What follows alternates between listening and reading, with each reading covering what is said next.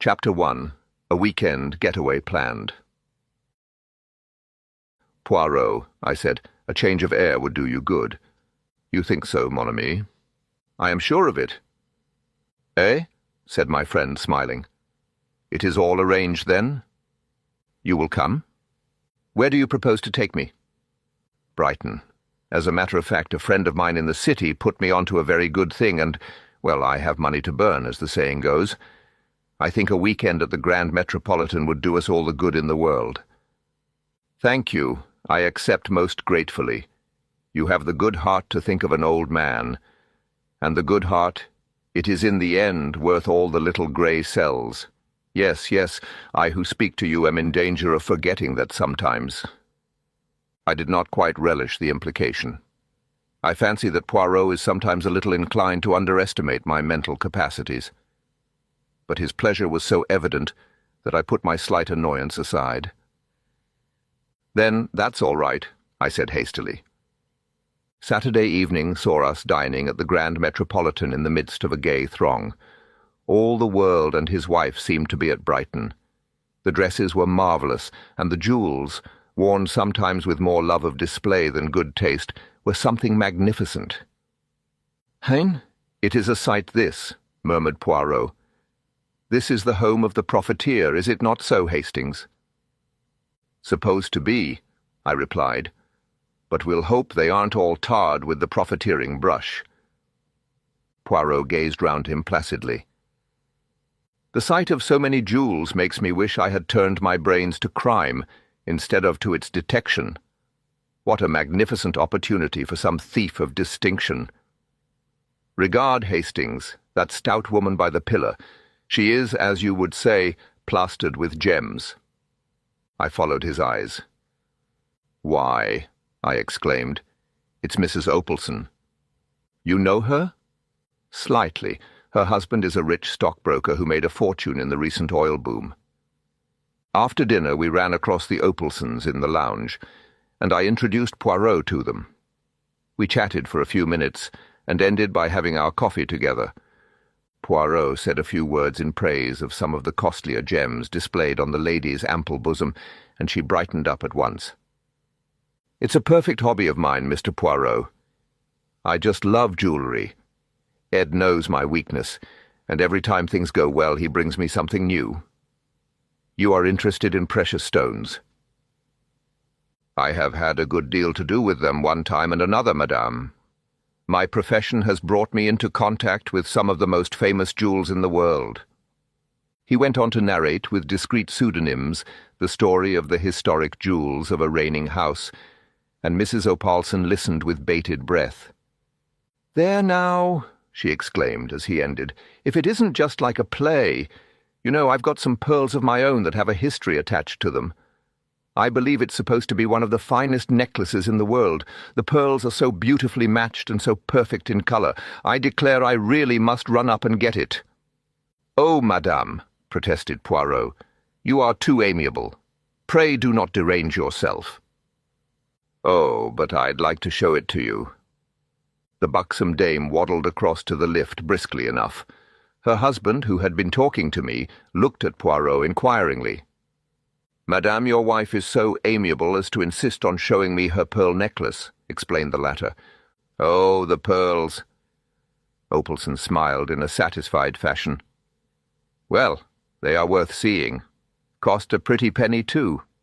Still, the money's there all right. I could get what I paid for them any day, perhaps more. May have to, too, if things go on as they are now. Money's confoundedly tight in the city. All this infernal EPD. He rambled on, launching into technicalities where I could not follow him. He was interrupted by a small page boy who approached and murmured something in his ear. "Eh, what? I'll come at once. Not taken ill, is she?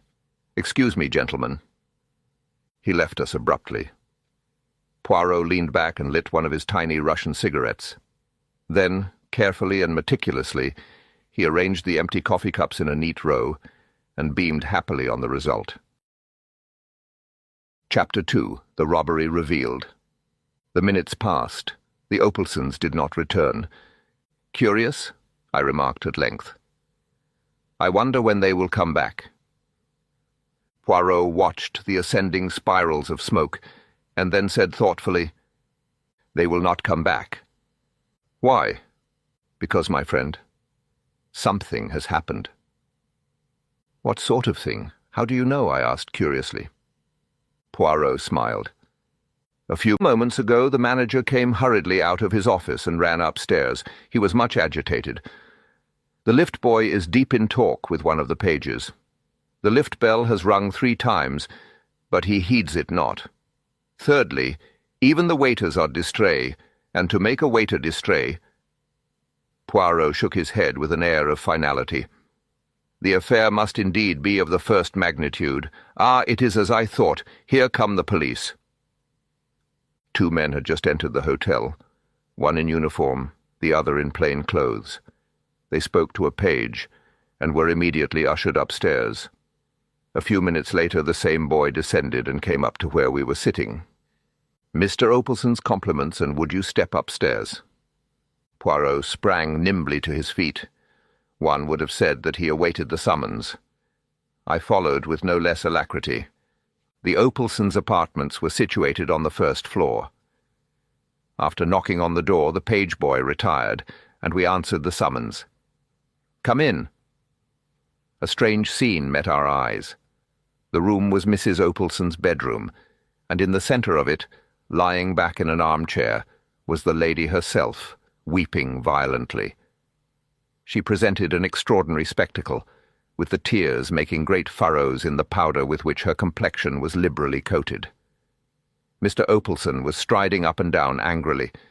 The 2 police officials stood in the middle of the room, one with a notebook in hand. An hotel chambermaid, looking frightened to death, stood by the fireplace. And on the other side of the room, a Frenchwoman, obviously Mrs. Opalson's maid, was weeping and wringing her hands, with an intensity of grief that rivaled that of her mistress. Into this pandemonium stepped Poirot, neat and smiling. Immediately, with an energy surprising in one of her bulk, Mrs. Opalson sprang from her chair towards him. "There now. Ed may say what he likes, but I believe in luck. I do. It was fated I should meet you the way I did this evening, and I've a feeling that if you can't get my pearls back for me, nobody can." "Calm yourself, I pray of you, madame." Poirot patted her hand soothingly. "Reassure yourself. All will be well. Hercule Poirot will aid you." Mr. Opalson turned to the police inspector. "There will be no objection to my, calling in this gentleman, I suppose?" "None at all, sir," replied the man civilly, but with complete indifference. "Perhaps now your lady's feeling better she'll just let us have the facts." Mrs. Opalson looked helplessly at Poirot. He led her back to her chair. "Seat yourself, madame, and recount to us the whole history without agitating yourself." Thus abjured, Mrs. Opalson dried her eyes gingerly and began. "I came upstairs after dinner to fetch my pearls for Mr. Poirot here to see. The chambermaid and Celestine were both in the room as usual." "Excuse me, madam, but what do you mean by 'as usual'?" Mr. Opalson explained. "I make it a rule that no one is to come into this room unless Celestine, the maid, is there also. The chambermaid does the room in the morning while Celestine is present, and comes in after dinner to turn down the beds under the same conditions. Otherwise she never enters the room." "Well, as I was saying," continued Mrs. Opalson, "I came up. I went to the drawer here."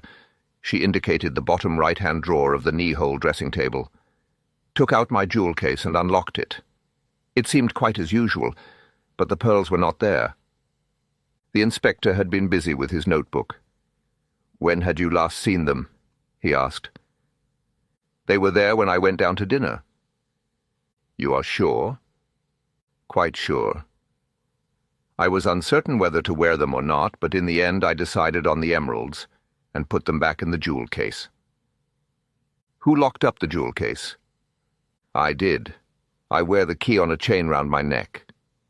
She held it up as she spoke. The inspector examined it, and shrugged his shoulders. "The thief must have had a duplicate key, no difficult matter. The lock is quite a simple one, What did you do after you'd locked the jewel case?" "I put it back in the bottom drawer where I always keep it." "You didn't lock the drawer?" "No, I never do. My maid remains in the room till I come up, so there's no need." The inspector's face grew graver. "Am I to understand that the jewels were there when you went down to dinner, and that since then the maid has not left the room?" Suddenly, as though the horror of her own situation for the first time burst upon her, Celestine uttered a piercing shriek, and flinging herself upon Poirot, poured out a torrent of incoherent French. The suggestion was infamous, that she should be suspected of robbing Madame. The police were well known to be of a stupidity incredible, but Monsieur, who was a Frenchman— "A Belgian," interjected Poirot, but Celestine paid no attention to the correction. Monsieur would not stand by and see her falsely accused, while that infamous chambermaid was allowed to go scot-free. She had never liked her, a bold, red-faced thing, a born thief. She had said from the first that she was not honest, and had kept a sharp watch over her too when she was doing Madame's room. Let those idiots of policemen search her, and if they did not find Madame's pearls on her, it would be very surprising. Chapter 3. Suspicion and Search. Although this harangue was uttered in rapid and virulent French, Celestine had interlarded it with a wealth of gesture, and the chambermaid realized at least a part of her meaning. She reddened angrily. "If that foreign woman's saying I took the pearls, it's a lie," she declared heatedly. "I never so much as saw them."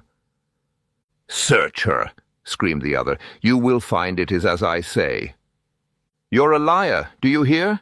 said the chambermaid, advancing upon her. "Stole 'em yourself, and want to put it on me. Why, I was only in the room about 3 minutes before the lady come up, and then you were sitting here the whole time, as you always do, like a cat watching a mouse."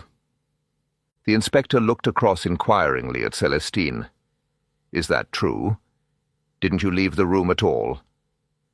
"I did not actually leave her alone," admitted Celestine reluctantly, "but I went into my own room through the door here twice, once to fetch a reel of cotton, and once for my scissors. She must have done it then." "You wasn't gone a minute," retorted the chambermaid angrily. "Just popped out and in again. I'd be glad if the police would search me. I've nothing to be afraid of." At this moment there was a tap at the door. The inspector went to it. His face brightened when he saw who it was. "Ah," he said, "that's rather fortunate. I sent for one of our female searchers, and she's just arrived. Perhaps if you wouldn't mind going into the room next door." He looked at the chambermaid, who stepped across the threshold with a toss of her head, the searcher following her closely. The French girl had sunk sobbing into a chair. Poirot was looking round the room, the main features of which I have made clear by a sketch of the bedroom, adjoining maid's room, and corridor. "Where does that door lead?" he inquired, nodding his head towards the one by the window. "Into the next apartment, I believe," said the inspector. "It's bolted anyway on this side." Poirot walked across to it, tried it, then drew back the bolt and tried it again. "And on the other side as well," he remarked. "Well, that seems to rule out that." He walked over to the windows, examining each of them in turn. "And again, nothing, not even a balcony outside." "Even if there were," said the inspector impatiently, "I don't see how that would help us if the maid never left the room." "Évidemment," said Poirot, not disconcerted. "As mademoiselle is positive she did not leave the room." He was interrupted by the reappearance of the chambermaid and the police searcher. "Nothing," said the latter laconically. "I should hope not indeed," said the chambermaid virtuously. "And that French hussy ought to be ashamed of herself taking away an honest girl's character." "There, there, my girl, that's all right," said the inspector, opening the door. "Nobody suspects you. You go along and get on with your work." The chambermaid went unwillingly. "Going to search her?" she demanded, pointing at Celestine. "Yes, yes." He shut the door on her and turned the key. Celestine accompanied the searcher into the small room in her turn. A few minutes later she also returned. Nothing had been found on her. The inspector's face grew graver. "I'm afraid I'll have to ask you to come along with me all the same, miss." He turned to Mrs. Opelson. "I'm sorry, madam, but all the evidence points that way. If she's not got them on her, they're hidden somewhere about the room." Celestine uttered a piercing shriek and clung to Poirot's arm. The latter bent and whispered something in the girl's ear. She looked up at him doubtfully. Si, mon enfant, I assure you it is better not to resist." Then he turned to the inspector. "You permit, monsieur?" "A little experiment, purely for my own satisfaction." "Depends on what it is," replied the police officer non-committally. Poirot addressed Celestine once more. "You have told us that you went into your room to fetch a reel of cotton. Whereabouts was it?" "On the top of the chest of drawers, monsieur." "And the scissors?" "They also." "Would it be troubling you too much, mademoiselle, to ask you to repeat those two actions? You were sitting here with your work, you say?" Celestine sat down, and then, at a sign from Poirot, rose, passed into the adjoining room, took up an object from the chest of drawers, and returned. Poirot divided his attention between her movements and a large turnip of a watch, which he held in the palm of his hand. "Again, if you please, mademoiselle." At the conclusion of the second performance, he made a note in his pocket-book and returned the watch to his pocket. "Thank you, mademoiselle, and you, monsieur," he bowed to the inspector, "for your courtesy." The inspector seemed somewhat entertained by this excessive politeness. Celestine departed in a flood of tears, accompanied by the woman and the plain-clothes official. Then, with a brief apology to Mrs. Opelson, the inspector set to work to ransack the room. He pulled out drawers, opened cupboards, completely unmade the bed, and tapped the floor. Mr. Opelson looked on sceptically. "You really think you will find them?" "Yes, sir. It stands to reason. She hadn't time to take them out of the room. The lady's discovering the robbery so soon upset her plans. No, they're here right enough. One of the two must have hidden them, and it's very unlikely for the chambermaid to have done so." "More than unlikely, impossible," said Poirot quietly. "Eh?" The inspector stared. Poirot smiled modestly. "I will demonstrate. Hastings, my good friend, take my watch in your hand, with care. It is a family heirloom. Just now I timed mademoiselle's movements. Her first absence from the room was of 12 seconds, her second of 15. Now observe my actions. Madame will have the kindness to give me the key of the jewel case. I thank you. My friend Hastings will have the kindness to say, 'Go.'" "Go," I said. With almost incredible swiftness, Poirot wrenched open the drawer of the dressing-table, extracted the jewel case, fitted the key in the lock, opened the case, selected a piece of jewellery, shut and locked the case, and returned it to the drawer, which he pushed to again. His movements were like lightning. "Well, mon ami?" he demanded of me breathlessly. 46 seconds, I replied. "You see?" He looked round. "There would not have been time for the chambermaid even to take the necklace out, far less hide it." "Then that settles it on the maid," said the inspector with satisfaction, and returned to his search. He passed into the maid's bedroom next door. Chapter 4. A False Resolution. Poirot was frowning thoughtfully.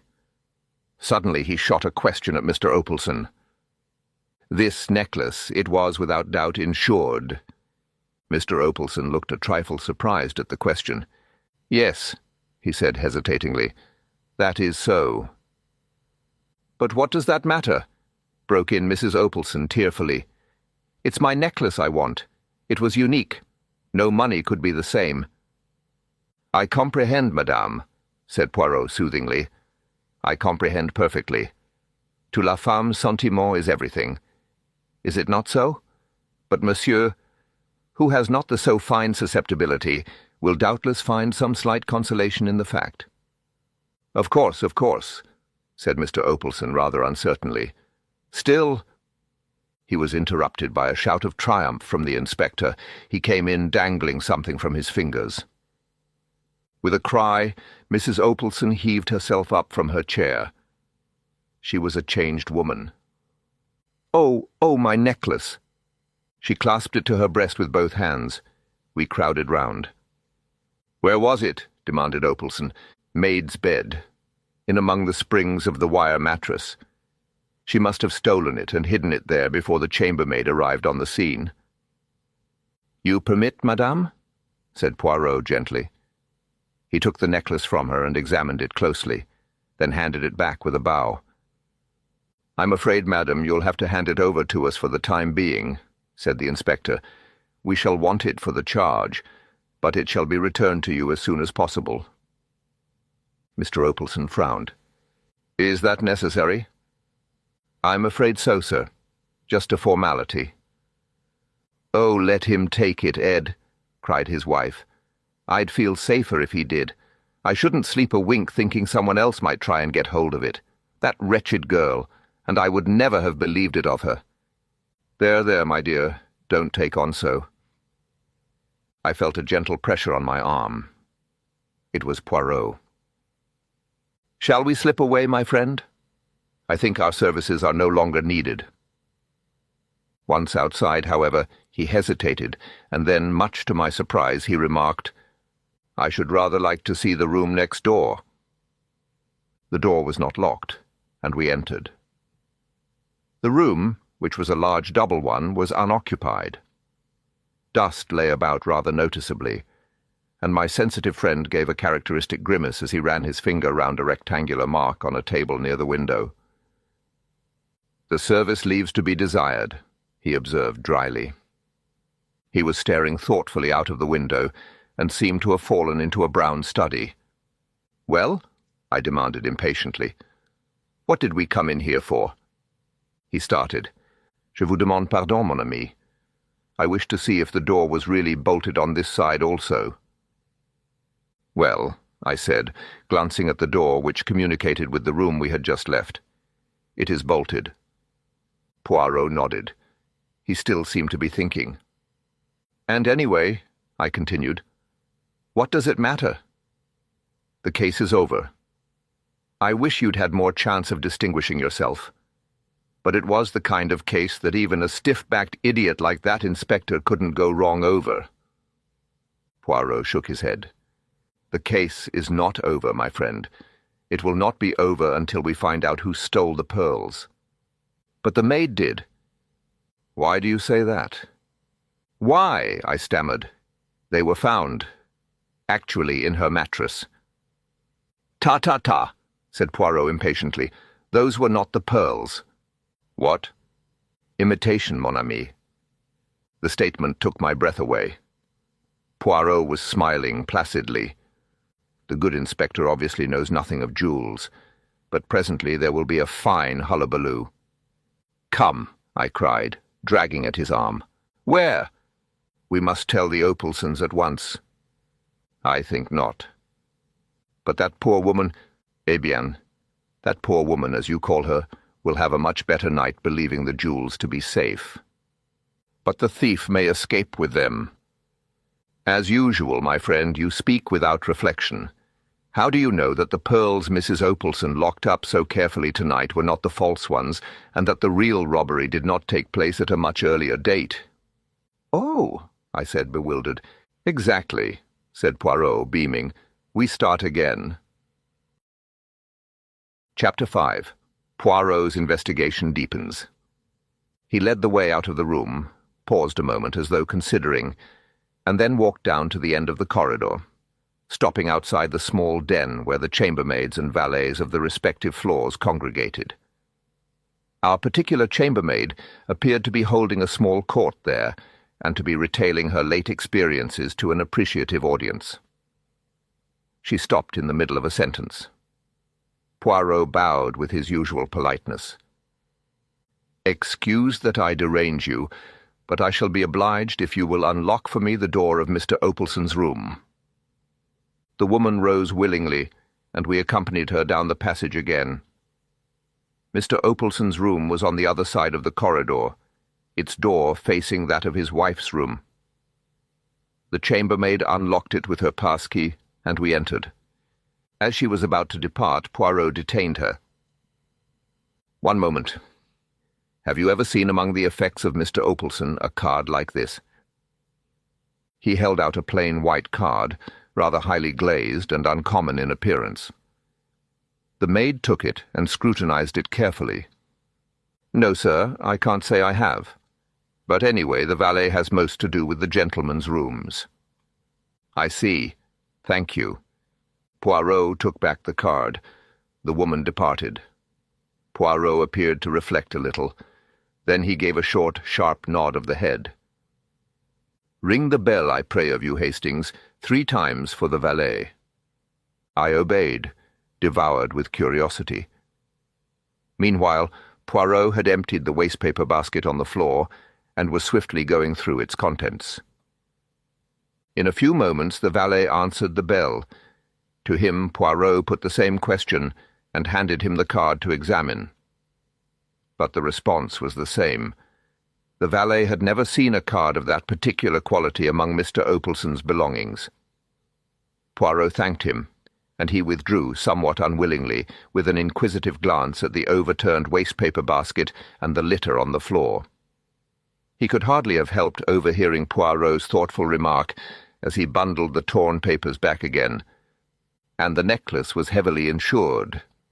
"Poirot," I cried, "I see—" "You see nothing, my friend," he replied quickly.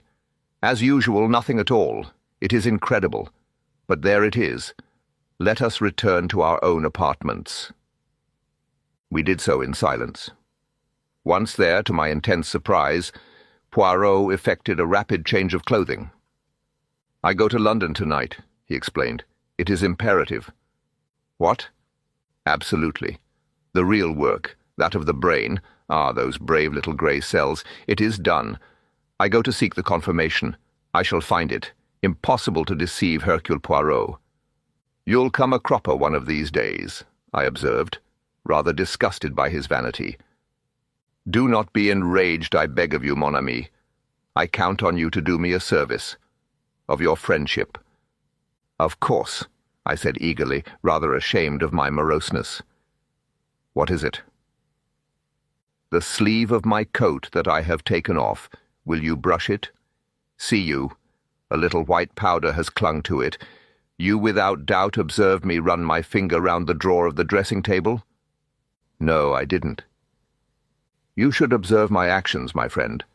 Thus, I obtained the powder on my finger, and being a little overexcited, I rubbed it on my sleeve, an action without method which I deplore, false to all my principles."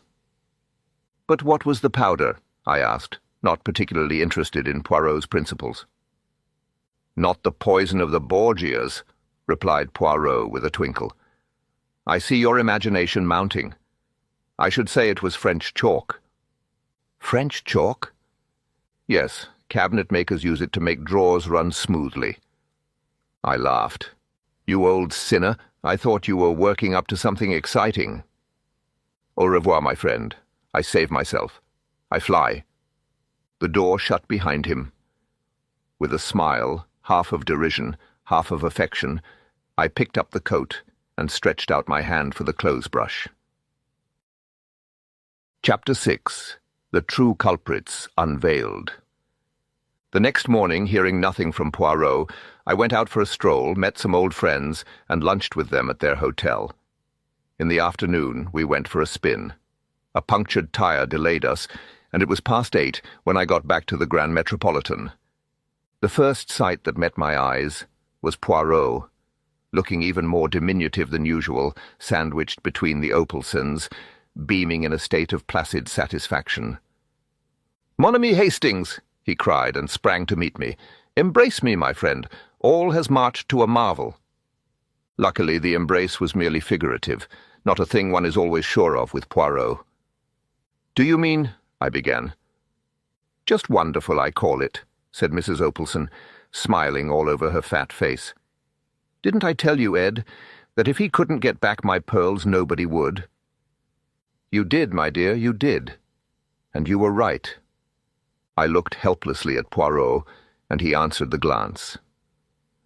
My friend Hastings is, as you say in England, all at the seaside. Seat yourself, and I will recount to you all the affair that has so happily ended. Ended? But yes, they are arrested. Who are arrested? The chambermaid and the valet, Pablo. You did not suspect? Not with my parting hint about the French chalk? You said cabinet makers used it. Certainly they do, to make drawers slide easily. Somebody wanted that drawer to slide in and out without any noise. Who could that be? Obviously, only the chambermaid.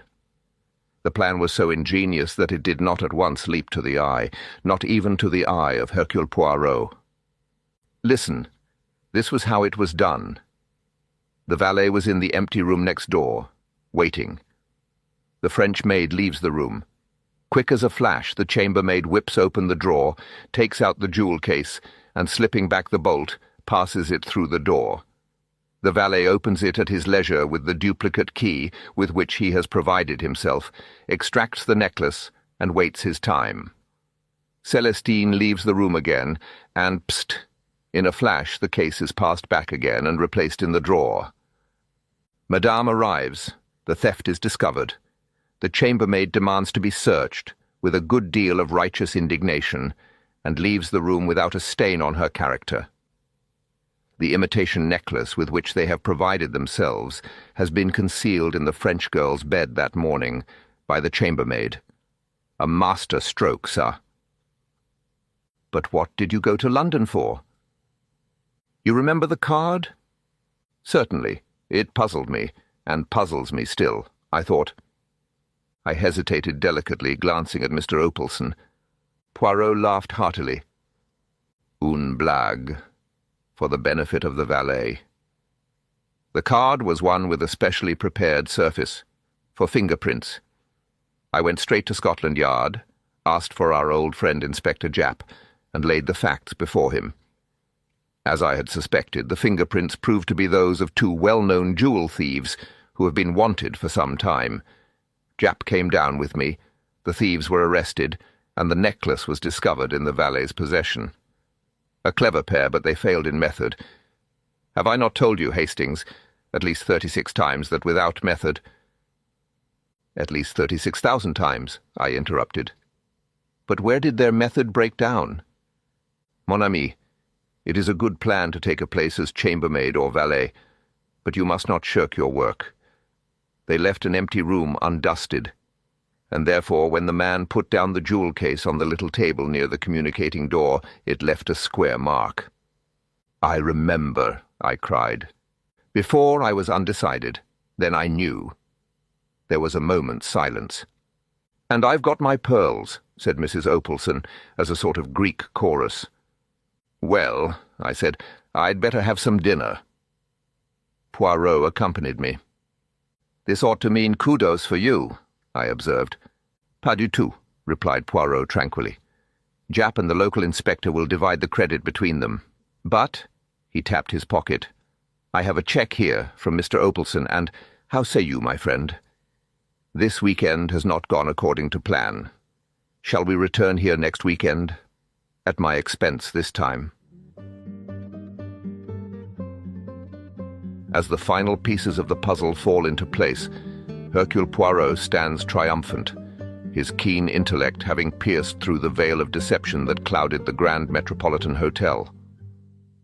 The stolen pearls are recovered, the culprit unmasked, and the hotel's guests can once again revel in its splendor, though perhaps with a newfound wariness. If this tale has sparked your imagination, please show your support by liking this video and subscribing to Nocturnal Tales. Consider joining our community or visiting our Buy Me a Coffee page, link in the description.